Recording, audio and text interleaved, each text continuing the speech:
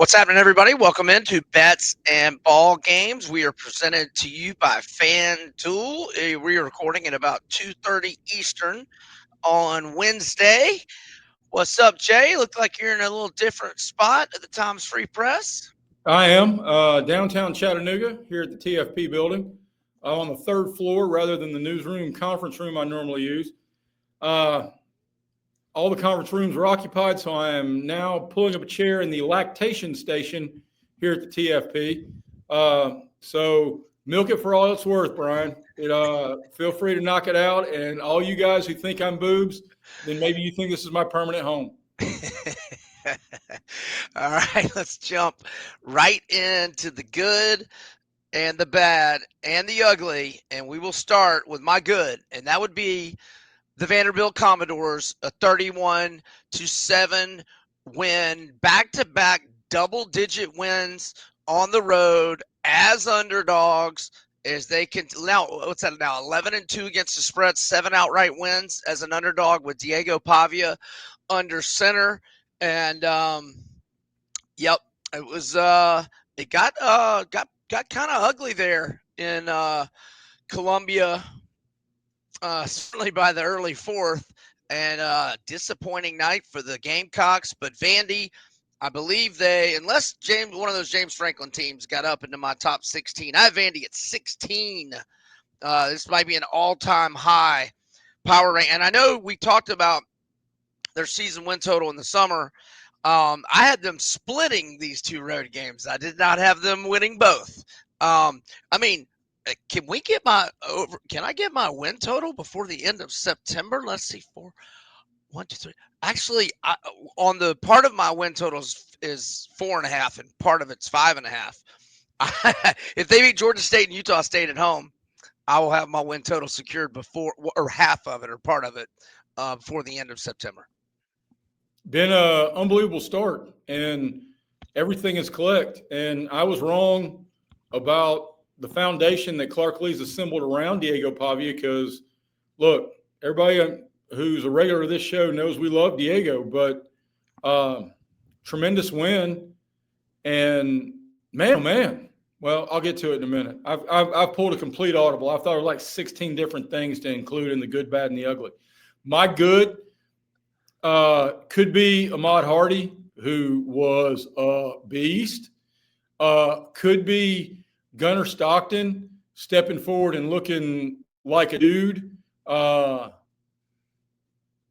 especially with that fourth down throw with the game on the line, because he dropped it. He dropped it in a Cheerio, man. Forget dropping it in a bucket.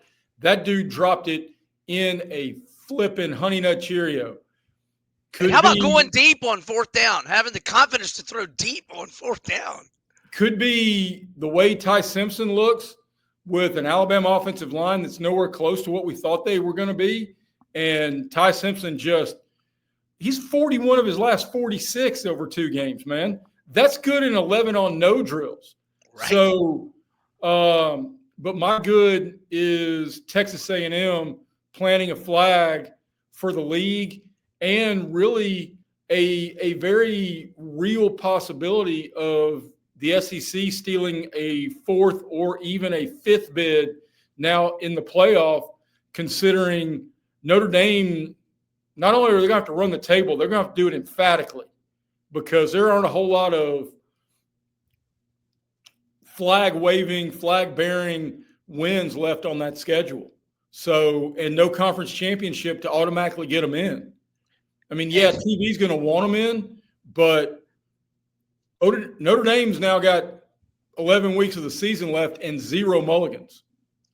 And Taylor Green to deal with in Fayetteville next weekend. So Texas A&M is my good. And it was good. And Jeff Lebby's off to a heck of a start, but imagine if he had Mario Craver and Kevin Coleman on top of the already pretty good doggone passing attack that he's got going right now. Okay, my bad is going to be just specifically when it comes to the Gators. So somehow DJ Lagway was making his 10th career start last week, but somehow it was his first career road start. 5 home starts last year, 2 neutral against Tulane and Georgia, and then 2 home to start this season. Nevertheless, Napier drops him back to pass 49 times on the road in a first career road start, obviously in Red Stick at night, and he runs it 27 times. However, 9 of those runs were by Lagway. And what would you guess were design runs? 1, 2 tops. So he's really dropping him back more than 55 times on the road, and that's double what they ran the ball. And it wasn't like the game was ever out of reach. I mean, I guess you're down 10, so mid-fourth quarter, but there's never a time to abandon the run. So once again, and I remember there are very, very few games I ever blamed on Spurrier during his tenure at UF, but one of them was at LSU in '97, which was my Red Stick debut, when he made Doug Johnson throw the ball. And I'm pretty sure that was Doug Johnson's first career road start. And he made Doug Johnson throw it 50-plus times on a night when Fred Taylor could not be stopped. And that was one of the few games I blamed on Spurrier.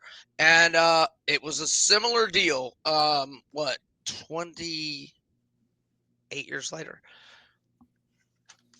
Well, that's going to be the only time that Billy Napier and Steve Spurrier are using the same sentence, especially from Brian Edwards. Yes. This is true. My bad is, look, man, I know they're college kids, but Tennessee, you got to make the kick. I don't want to hear about the false start. I don't want to hear, and there were what came down to a one-play game. There could have been a ton of other plays made by a ton of other dudes, but that's your one play as a kicker. And the thing I saw this week, Brian, if you're getting $300K in NIL as a kicker, he is. That's the number I saw. What is he? Some highly recruited kicker? Let me go look him up. So, and maybe that was a faulty report. And look, I know you guys had a terrible week, no doubt about it. And there's no bigger pressure moment in all of team sports than the kicker, because look, you're isolated off on the other side of the field during practice. You are celebrated not quite like quarterbacks in success and then bemoaned in failure, but you truly have guys at the college and NFL level sacrificing years off their life to go 60 minutes to get you in a position to make a 43-yard field goal. Knock it through. Yeah. I mean, it knock it through. Yeah. No doubt on that. My ugly is South Carolina's offense. You have 3 touchdowns by Vakari Swain via punt returns. You have a defensive scoop and score. You've played 3 games, and you only have, and one of them was against an FCS opponent, and you only have 5 offensive touchdowns. That's not good. That's not good at all. 5 offensive touchdowns with a guy who could be pick 1, round 1. And it's not like Vatek's playing some big-time defense. I mean, they gave up 44 to Vandy, and ODU had like 30-plus mid-third quarter. And Brent Pry's Realtors loving life. Not to kick dirt on another guy having a rough week, but yeah. And we'll get to more on South Carolina because, they got a tough ball game this week. My ugly is SEC coaches acting like kindergartners. Brian Kelly, shut up. I mean, don't be a jackhole. Learn how it's properly done. We get you want to speak to your fan base and you want to speak to your locker room through your post-game press conference, but no reporter is spoiled. I mean, it's not like that's a room full of your fan base. You're not speaking to the Rotary in Shreveport on a Monday afternoon over a rubber chicken dinner, you jackass. Here, and Shane Beamer, quit crying, dude. Quit bleeping crying. He came out today and unloaded a whole lot of, whoa, rah, rah, rah, rah. Man, look, you guys are getting $8 million a year plus to do this, okay? Yeah. It comes with the territory. It comes with the expectations. Hey, there's a good and flow. And when your team gags and is spitting the bit offensively, then you got to answer for it. And Lane Kiffin, quit freaking lying. Dude, man, I've been an advocate of yours for I've told the stories about how I think you're a quarterback whisperer. But look, man, you want to talk about bigger picture? If you're going to lie on the injury report, you know what you're actually doing? You're setting your program up for major investigation, because now you're allowing gamblers to seep their way in for insider knowledge. Because if you're not going to be honest, and look, nobody's honest. We know the coaches lie in press conferences. We know they lie on the injury report. I mean, for God's sakes, Bill Belichick put everybody who had a case of the hiccups as questionable. But to leave a guy off on the final injury report, your QB1 off the injury report, and then we learn on Saturday he's a game time decision and he plays 1, 2, 3 plays total, and you left him off. If you put he's questionable, that's easily handed. That's easily explainable. But no, you leave him off. You better fire somebody in your administrative staff who they dropped the ball. Otherwise, you're full of crap. And, I mean, he could barely get off the field after he threw that touchdown pass. I mean, he didn't look like he was going to play for another month. And he's already said this week that he's starting. And I'm like, what? You really? You're starting this week again? I don't. And first off, and here's another discussion. I don't think he's QB1 anymore. I mean, did we not watch that ball game last week? Well, I mean, how good was Chambliss? I mean, here's the thing, man, that dude is good. But, and it's not like Ole Miss has played the 2007 LSU Tigers. 85 Bears with Wilbur Marshall is what you were trying to think of. Go ahead. No, overrated. Yes, you are. Go ahead. Overrated. They won one title. Okay, Ravens 0-1. But the core of that group won another one. Ed Reed and Ray Lewis won another one like 11 years later. Correct. Yes, the core of that group. There you go. All right.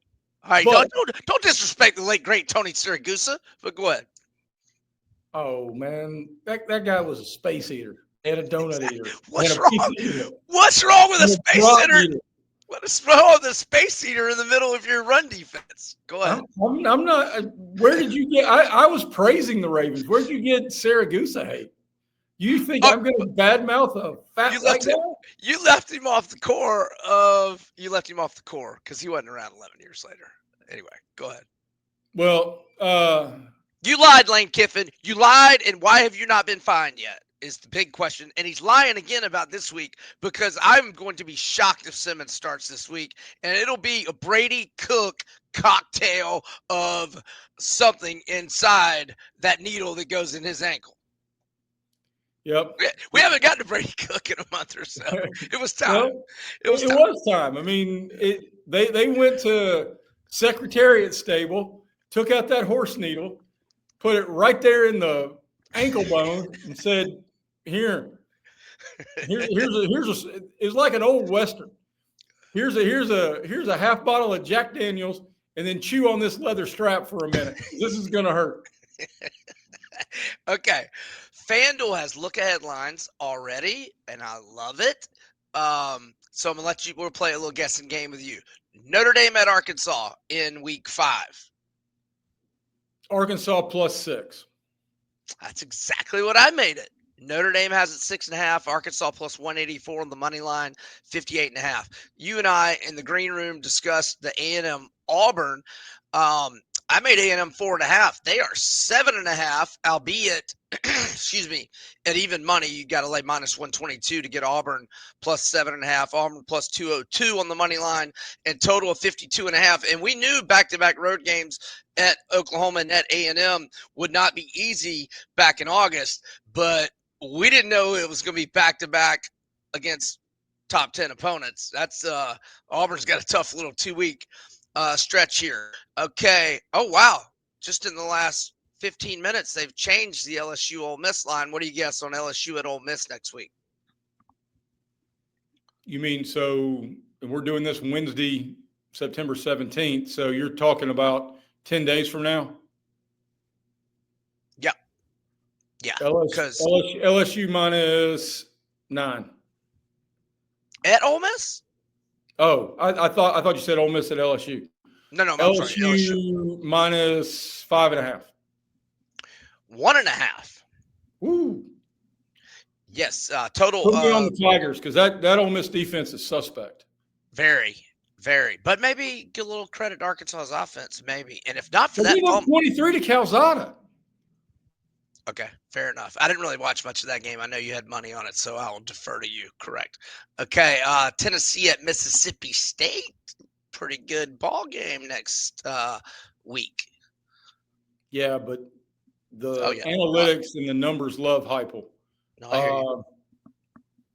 Tennessee minus 7.5. I wrote down 7, but Vanderbilt has 9.5. Mississippi State plus 255 money line, total of 61.5. And Alabama at Georgia. Both teams have 2 weeks to prepare. I think this is a bait and switch type of line, because there are going to be a lot of people who have talked themselves into Alabama has Georgia's number. Mm-hmm. Alabama had Georgia's number when Nick Saban was there. And I know what happened last year with Kalen DeBoer, but I would say Alabama at Georgia. I'd make Georgia minus 3, but I bet it's going to be pretty close to a pick 'em. Yeah, I wrote down 3, but minus 120 to bet Georgia, and it's 3.5. Alabama plus 136 money line, total of 54.5. All right, couple numbers from more numbers from FanDuel before we jump into game by game previews. Updated Heisman odds: Carson Beck plus 750, John Mateer plus 900. Gunnar Stockton shares 13-1 with Jeremiah Smith and Dante Moore.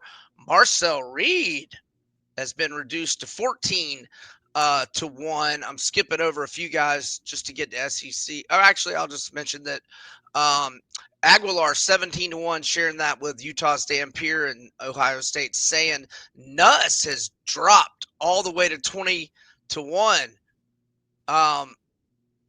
And then Jackson Arnold 25-1, Ty Simpson 25-1. Oh, Haynes King, who I have 90-1, is down to 30-1, and he hasn't even thrown a touchdown pass yet. And Bo Prabula at 30-1. Arch, the favorite, has dipped to 40-1 with my guy Sawyer Robertson, who I have at 80-1, and my man Diego Pavia down to 50-1. Taylor Green 55-1. And Lenoris Sellers 100-1. Ahmad Hardy with an appearance at 80-1. DJ Lagway down to 100-1, along with Austin Simmons, and a guy that's at 80-1, and I can't pronounce it, but have you at least caught highlights or watched any of the California quarterback? Because if we fire Napier and if we fire Napier and Lagway wants to go too, that's my target. This Cal quarterback. Have you seen him yet? Kid from Hawaii? No. Very good. Make sure you get some Cal highlights in your immediate future, or not. I love the number of you rattled off right there. I know it's among the favorites. I would be tempted by Gunnar Stockton as long as he's still double digits, because here's the thing. Georgia's going to be in this till the end. Right. We can't say the same thing about Marcel Reed. We can't say the same thing about Oklahoma, with arguably for the next 8 weeks a daunting schedule. Right. Another one I love, Taylor Green, brother. Yeah. I mean, he's averaging north of 100 yards rushing per game. He's right at 300 yards passing, which puts you at some rarefied air if you're talking about throwing for 4,000 in this league and then running for north of 1,000. At 55-1, Taylor Green is a dude. He leads the nation in yards, 1,173, combined rushing and passing. Now, I'm not sure if there's an all-purpose guy with a bunch of kick return and all that. It just rushing and passing, he leads the nation. And he's already thrown 11 touchdown passes. And he might have a Heisman moment against Notre Dame next week. And I think they're going to win a lot more games than we thought. What did Colorado get to last? Did they get a 9-3 for Hunter? They did, but that was the voting anomaly. Everybody got tired of voting for the best quarterback on the best team. Mm-hmm. But if Arkansas wins Saturday, which is not a given by any stretch, and we'll get to that actually very, very soon. And if they were to beat Notre Dame, there's the rest of that schedule. Or every game in the rest of the schedule is brutal.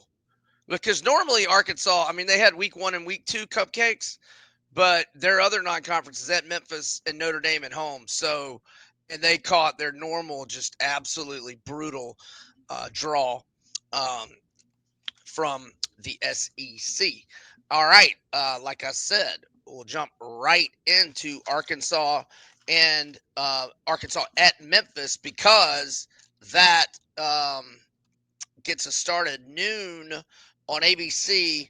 Memphis 3-0, both straight up and ATS. Arkansas 2-1 straight up, 1-2 ATS. Like Jay noted, 11 touchdown passes, 11-2 TDI and T ratio, 9.6 yards per carry. And Washington, the transfer running back from Buffalo, 260 rushing yards, 8.4 yards per carry, 3 tutties, and Omega Blake, 18 catches, 266, and 3 touchdowns. As a road favorite under Pittman, Arkansas is 2-2-1 against the spread, and Memphis as a home underdog under Silverfield, 6-2 against the spread with 5 outright wins.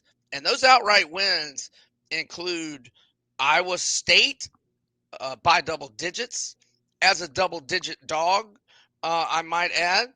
It includes, hold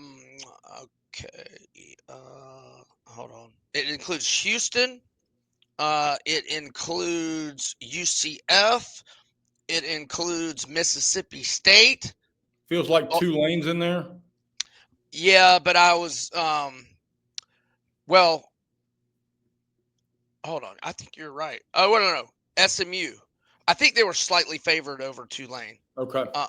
But it was a ranked SMU team. So they have knocked off some. Oh, and remember that Mississippi State game that was so controversial? There were like 3 penalties on Memphis on a 90-yard punt return, and they reviewed it, and they didn't call any of them. They had like 15 players on the field, like running in because they thought the play was dead, and they had done a lot of other different things. Anyway, Mike Leach was not a happy camper. Your thoughts, Arkansas at Memphis? I'm hoping it gets down to 7 or lower, and I love the Hogs here, primarily because what is perceived as home field will have as many Arkansas fans, if not more, right? Because it's the opportunity for all the fans in the eastern part of the state to make a shorter drive than it is to go to the northwest corner of Fayetteville. And look, I've been a believer in Taylor Green since summer. On one of our Southeastern 16 bold predictions, as I said, Taylor Green's going to play his way into the first round of the NFL draft. And he has, and I think he will. Am I worried about the Arkansas defense? Absolutely. Do I think the over is worth looking at 62.5? Without question. But if you can wait around and be patient, and a lot of people talk about how this is an upset special, and this dips under the magic number of 7, I will fire both barrels at Arkansas.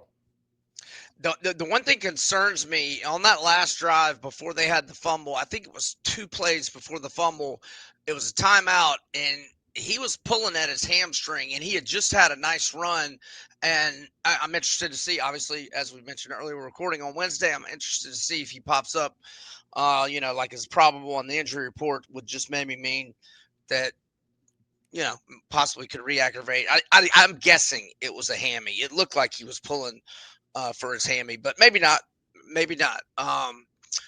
Anyhow, next we have UAB and Tennessee, 12:45 Eastern on the SEC network. 39.5 for the Vols, 69.5 for the total. Let's get to some other potential plays, such as first half Vols 22.5 with a little extra juice, minus 124. First quarter Tennessee 10.5, minus 120. Any of those appeal to you?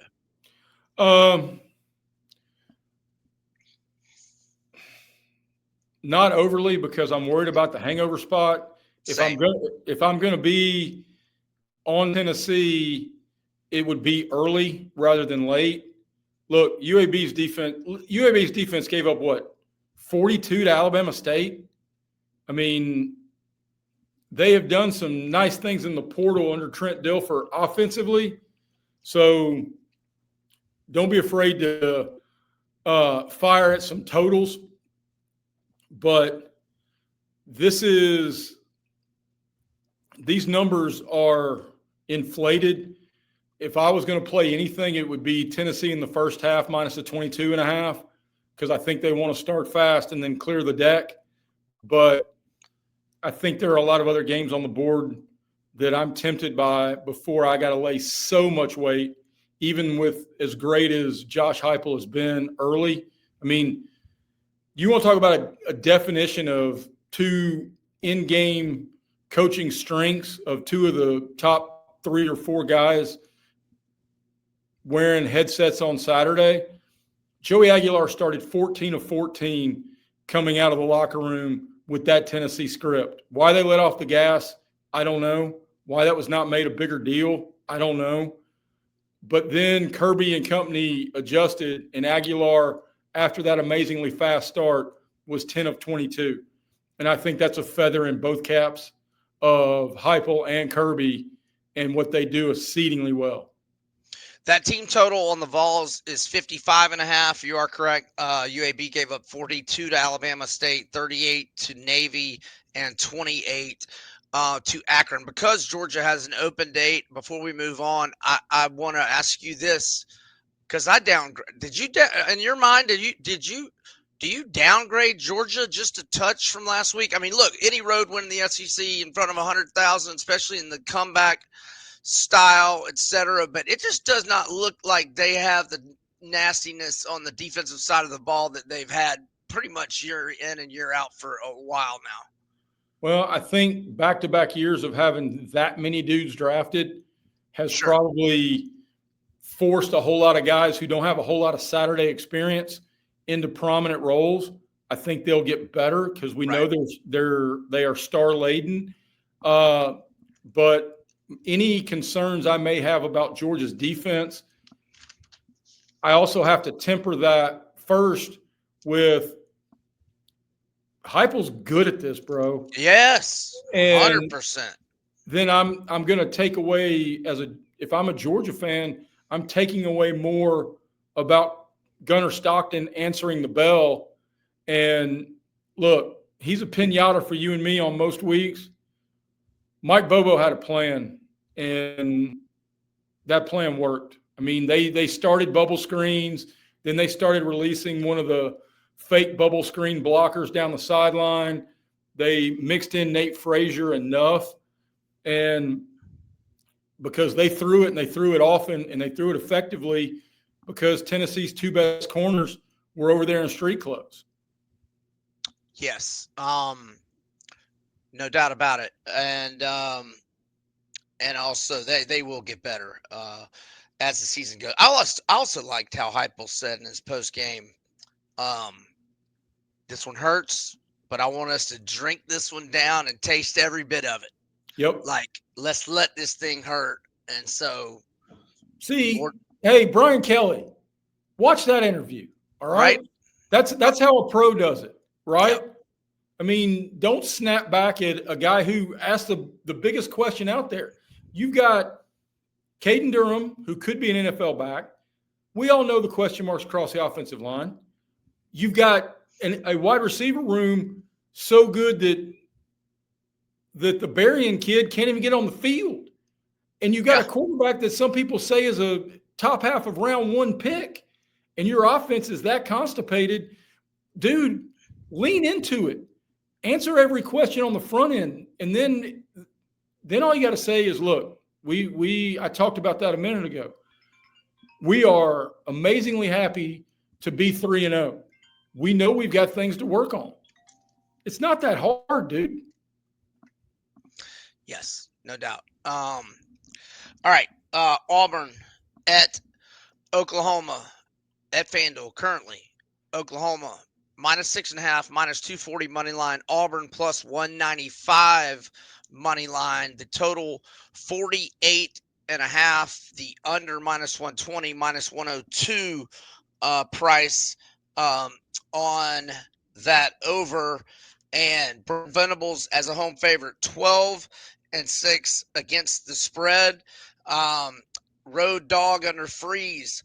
Auburn is 3-4 against the spread. 4th all-time meeting. Oklahoma has won all 3 previous meetings last year. 3rd and 4, a touch over 4 minutes left. Auburn barely in OU territory, 21-16 lead, and Kip Lewis 61-yard pick 6 when Auburn had a 21-16 lead. I made the line 7. I have Oklahoma number 9 in my power rankings. I dropped Auburn just a touch. It was more just some teams behind them I thought were just a little more impressive last week. Obviously, Auburn can clean that up with a win and get right back into my top 15 quickly, if not further.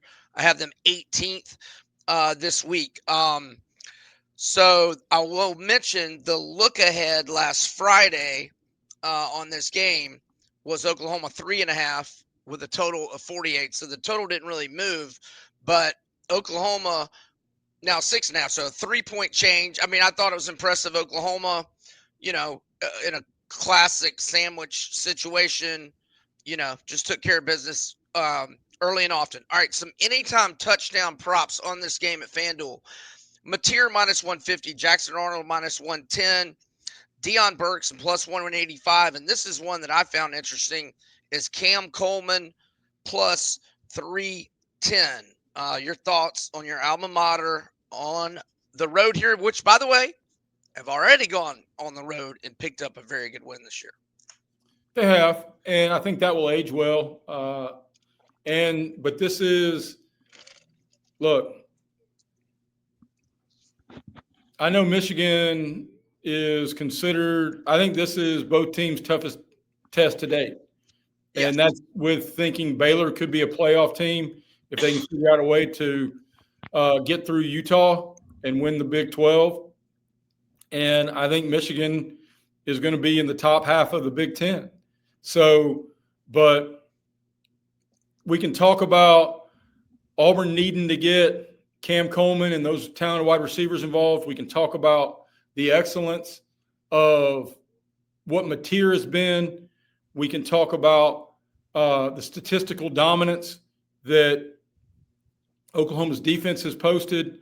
We could even mention that Oklahoma's probably highest regarded NFL draft pick on defense, our Thomas Mason, is going to miss the first half because of a targeting call in the Temple win.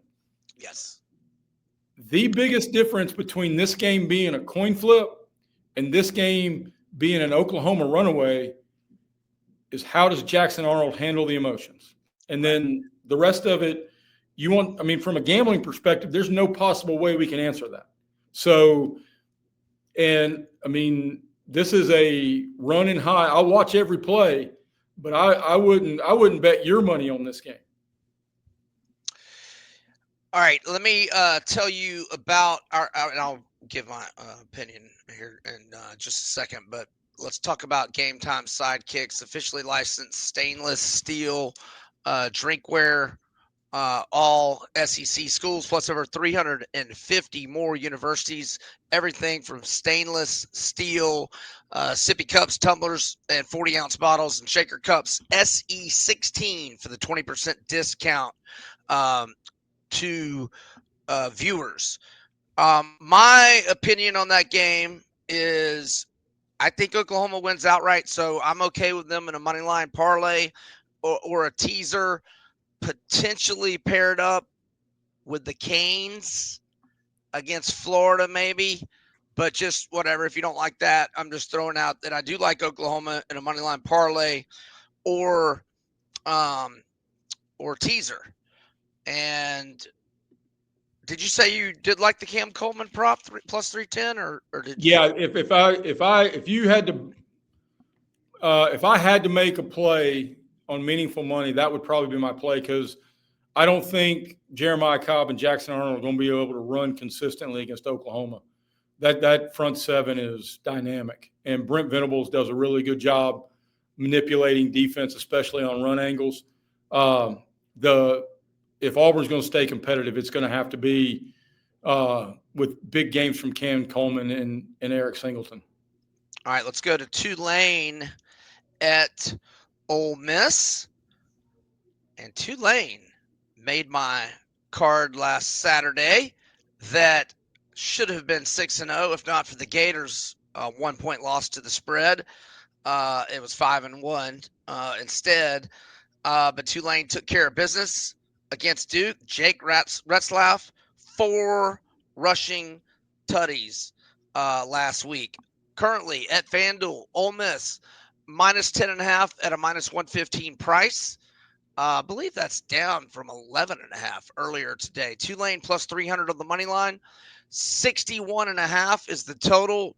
Minus 115 to the under. Minus 105 to the over. Looks like no player props yet, possibly because waiting to see reports on Simmons and how bad Lane will lie on tonight's injury report.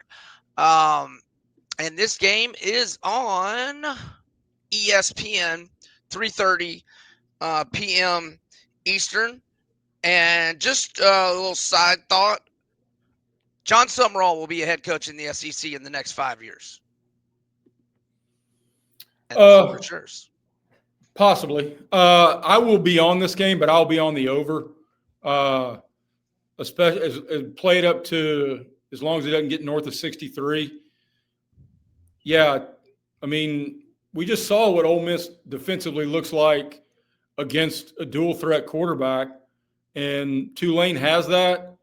And while they needed every one of Retzlaff, whatever his last name is, somebody called him the kosher cannon on my social media feed, which I thought was hilarious. They needed every one of those 4 touchdowns. They still gave up 27 to Duke, and Duke was driving to make it to tie the game late. So I expect Lane to play well into the 30s, whether it's Simmons or Chambliss. And look, Ole Miss won a lot of games last year because of a defense that was dynamic. They're winning games this year in spite of a defense that is still trying to find itself. So I expect this game to be – I'm not saying this is going to go over our betting total like Missouri did before halftime, but I expect this game to be well into the 30s, if not more. So give me over 61.5 here. This game's a hard pass for me. We got a big menu of games, and I will pass. All right, let's go to Northern Illinois at Mississippi State.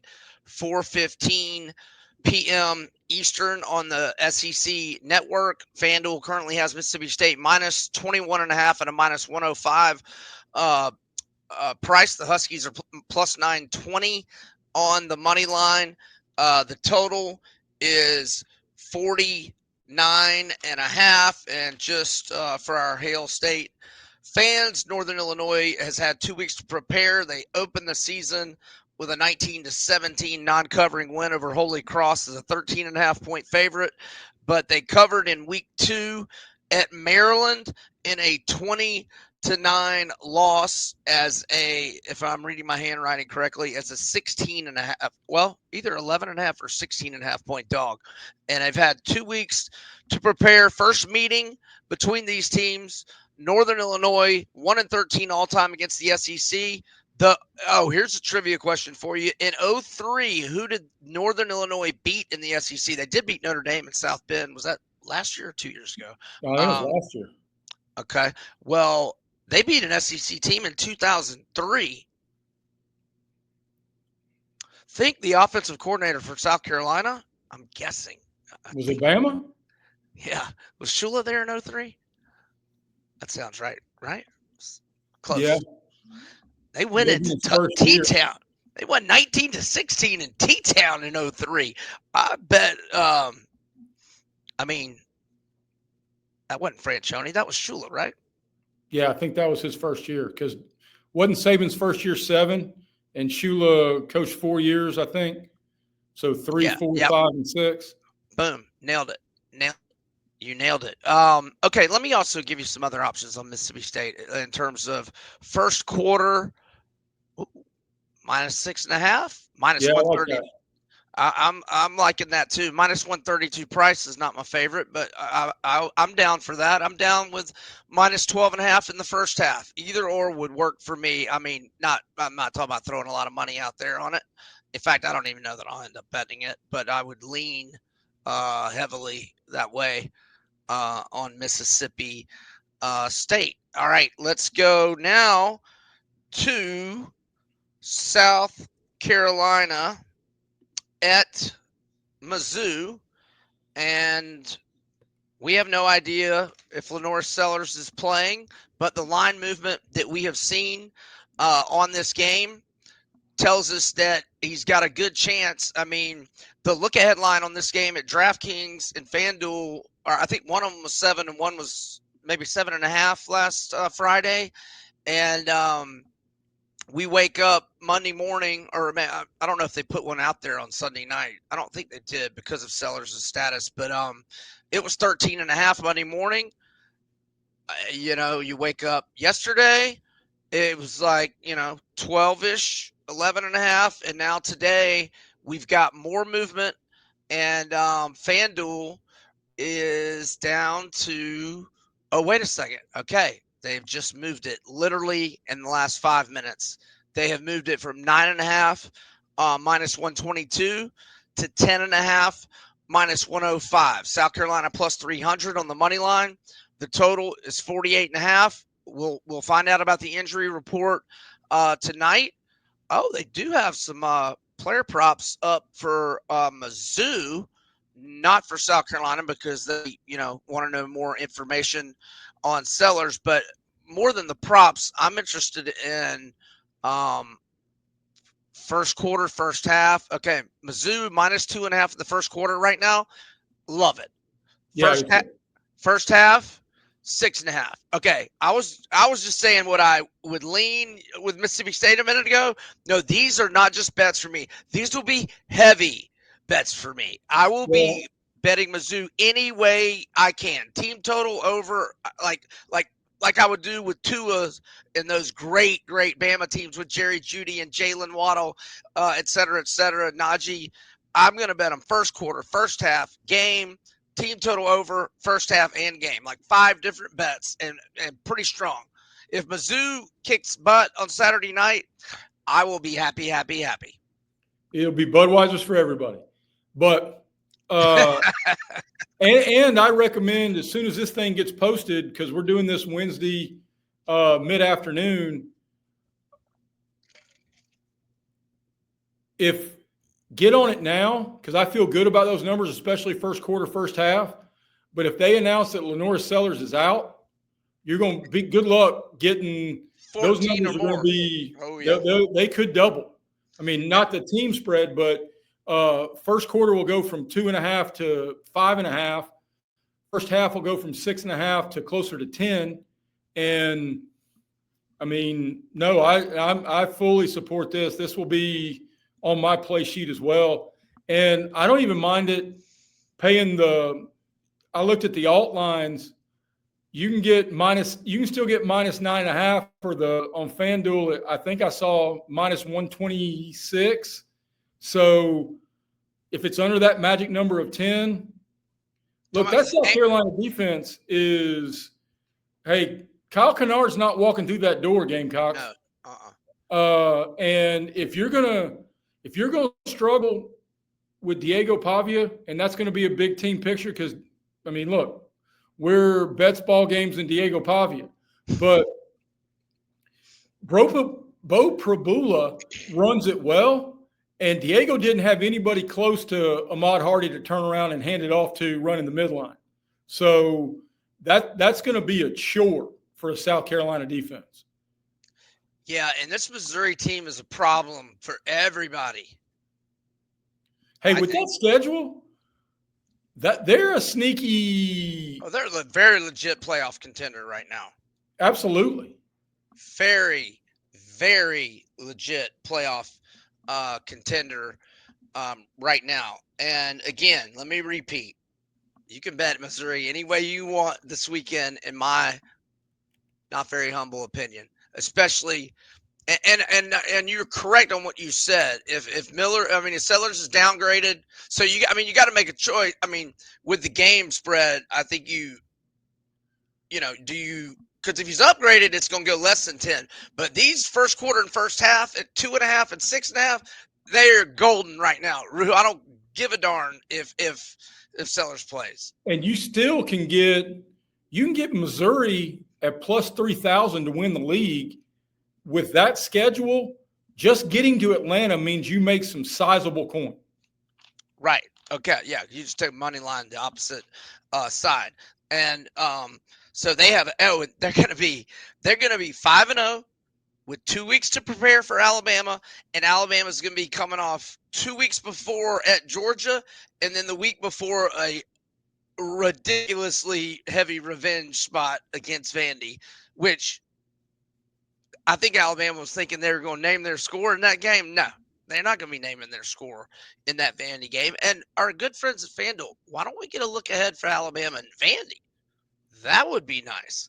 And then after that, well, Mizzou's got some tough ones, though. At Auburn, at Vandy, they get 2 weeks to – A&M gets 2 weeks to prepare for that as well. Well, just this whole – look, can you remember a year with the SEC was this wide open? I mean, how many teams can we name right now that wouldn't shock you if they won the SEC championship game?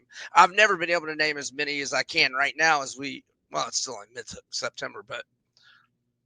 Well, say it 3 weeks in, because it felt like we're going to have 5 games in for a lot of these schools before we get to October. Right. I'm not going to say there's a wide variety of teams I think can win it. I cannot recall, especially with non-division schedules, that this many teams can convince themselves they can get to Atlanta. Right. Yes. That was well said. Okay. Let's go Miami at Florida, which is 7:30. Wait a second. This is not right. It says the CW network. That can't be right. Is that an ACC thing? Yeah, probably so. Whoa. I don't get the CW network. You're going to be in a bar anyway, dude. Kicking back Budweisers and drowning your sorrows because the Canes are going to beat your butt. Did they have the CW network at my local bars? Is the question. All right, currently, Miami. Hey, you need to walk into your local watering hole and say, hey, I heard Gilmore Girls is on the CW. Can you click over one of these stations and put the closed captions on? Because I'm really enjoying the Gilmore Girls. Florida at Miami. Miami's minus 7.5, minus 105. Gators plus 225 on the money line. Total 51.5, under minus 115, over minus 105. As a home favorite on Mario Cristobal's watch, Miami is 8-10 against the spread as a home fave. Florida 6-4 as a road dog under Napier.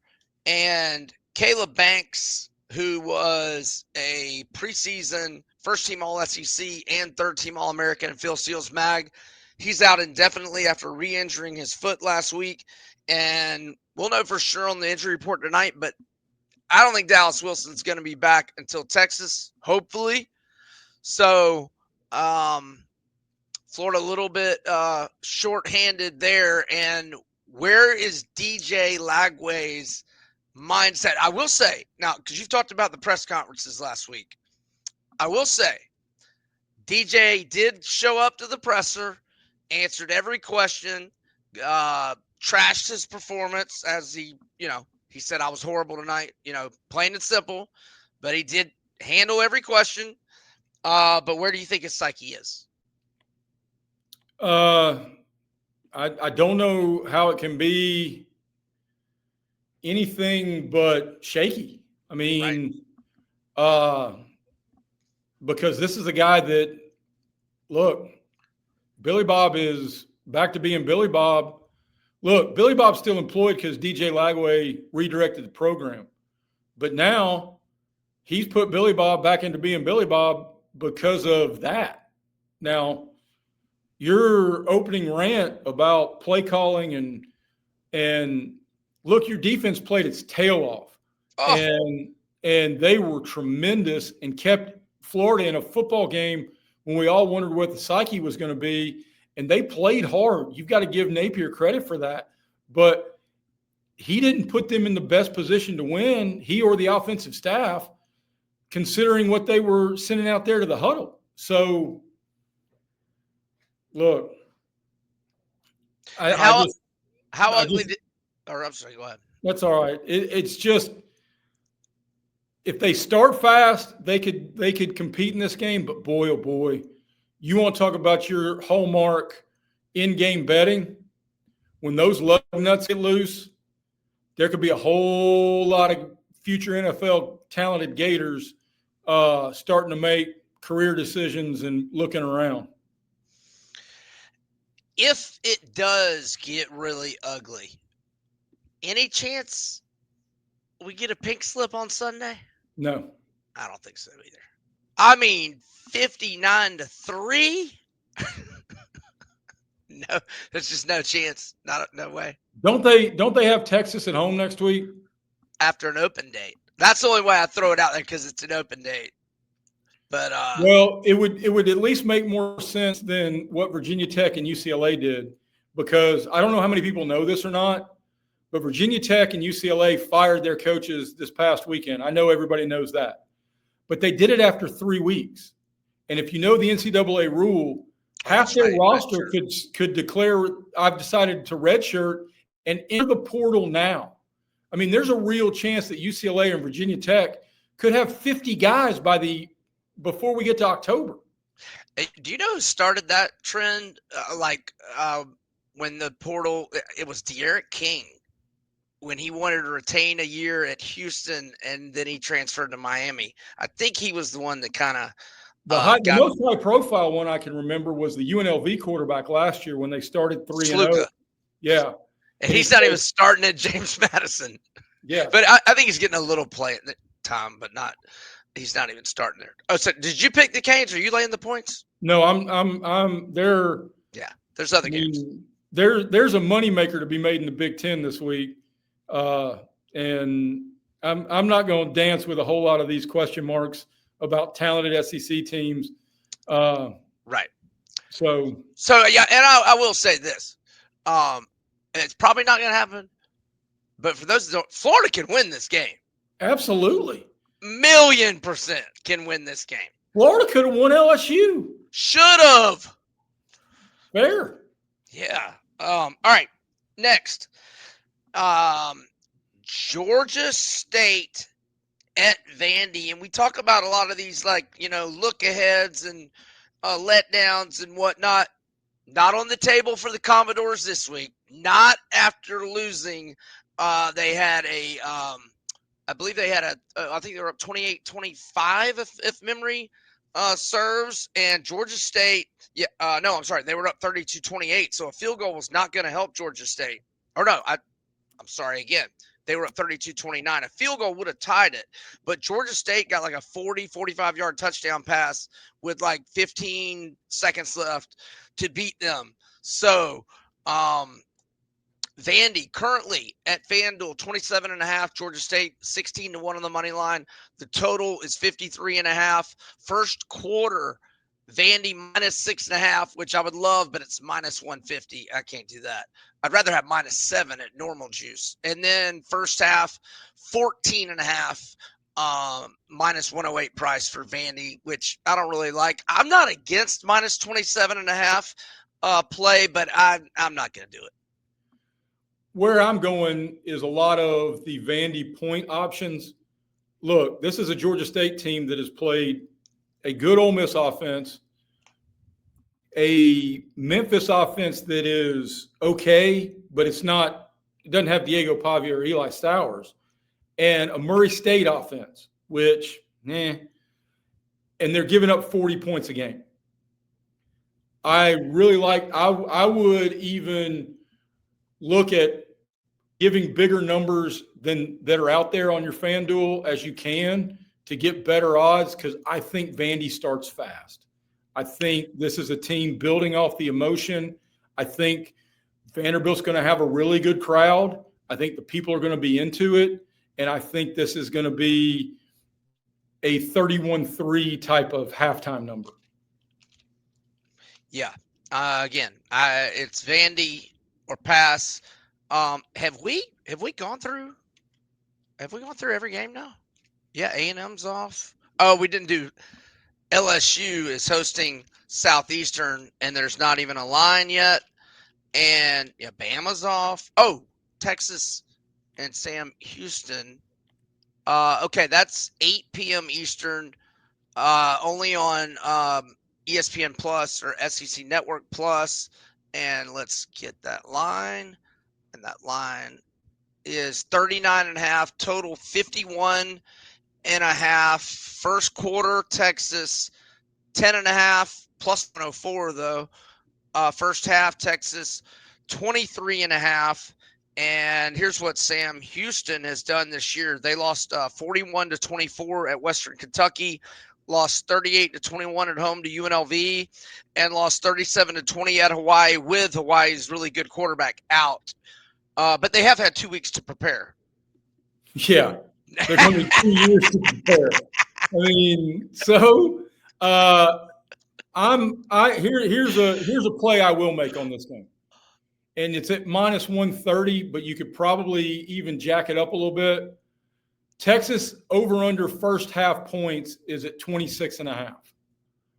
You don't think Sark wants to try to figure out a way to get Arch some confidence?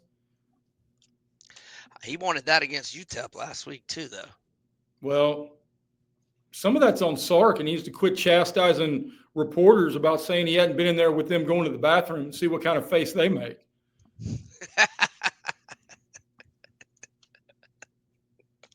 All right, let's give you some updated odds to win the SEC championship game from FanDuel, and then we'll talk about some other picks. And how'd your picks fare last week, by the way? The 3 quick picks I did on Twitter for Southeastern 16, they were 3 and both. Yeah. Oh, a rocking chair before half winner on Mizzou's team total. Love that. Had Mizzou's team total, had Alabama first half or first quarter? Alabama first quarter, got by on the half point with the late touchdown there at the end, and had Ole Miss Arkansas over, which cruised. Yes. And because of Lane's lying, that number bounced from 60 to 63 and back and forth and back and forth and back and forth and multiple times during the week. Let's talk about ROKFORM. the world's strongest magnetic phone case, extreme protection, super strong magnets, rock lock, secure mounting. September is the busiest month of the year with a new iPhone release, SEC 25 for 25% off. All right, the updated odds to win the SEC championship game: Georgia plus 290 chalk, Texas plus 300 to 3-1, Alabama plus 550 along with LSU, A&M 12-1, Oklahoma 13-1, Ole Miss 19-1, Auburn 20-1, the Vols 30-1 along with the Mizzou. And remember, what was Mizzou last week? 40 or 45, and we both 45-1. And we both recommended it. Florida 40-1, Vandy 100-1, Arkansas 200-1, Kentucky, South Carolina, and Mississippi State at 300 to 1. The odds to win the college football playoff, the Natty. Georgia has the third shortest odds at 7-1 behind the favorite Ohio State plus 550, Penn State plus 650. Oregon's right there with Georgia at 7-1, Texas plus 750, LSU 11-1, Bama 13-1. I'm skipping a bunch of schools, just doing SEC.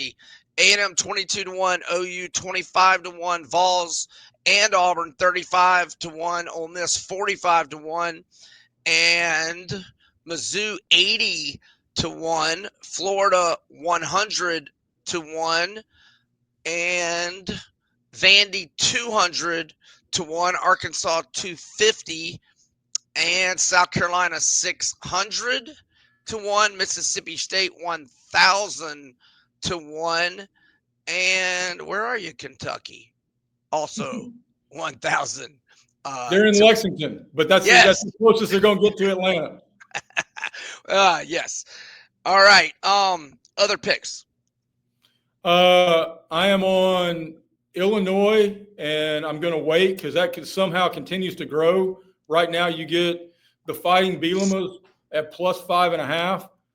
I'm on Nebraska at plus money to win outright over Michigan at home because I think Matt Rule's way better than Sharon Moore at this. Agreed. And I am on Baylor minus 2.5 at home against Arizona State. Brilliant minds think alike. I'm also on Baylor. I'm also on Illinois. Brett Bielema, 12-4 against the spread as a road underdog at Illinois. However, I will note, this will be my first time going against Kirk Cignetti.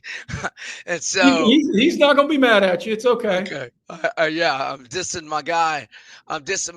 But I absolutely cleaned house on Sunday with winners galore. And I'm going to do Jalen Hurts anytime touchdown again. And I will do that every game he's healthy the rest of the season, unless it gets too expensive. And it's only like minus 120-ish. I like the Eagles minus 3. It's moved to 3.5. If you buy that hook. I like the Bengals plus 3. I like Jake Browning better than Carson Wentz.